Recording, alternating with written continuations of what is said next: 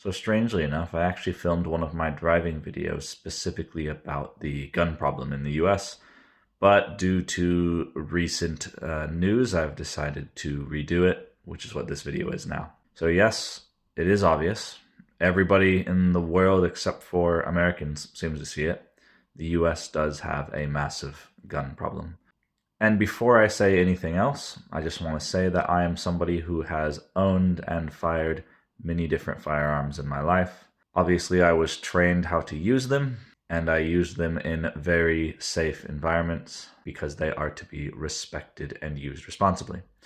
Now, moving on from that, on average, 125 people are killed in the US every single day by gun violence.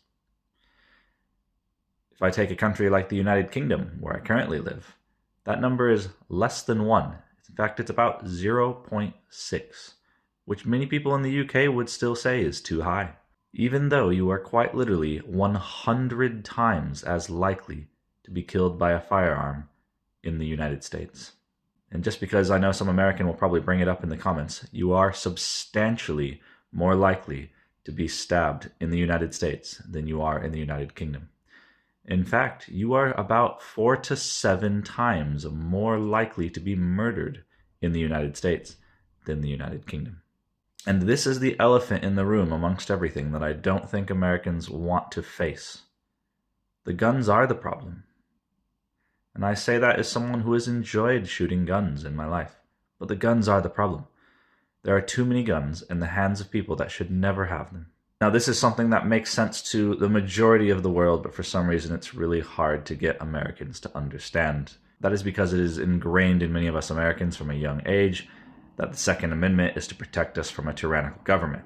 Now, of course, when the Second Amendment was written, tanks, fighter jets, nuclear weapons, nuclear submarines, aircraft carriers, none of those existed.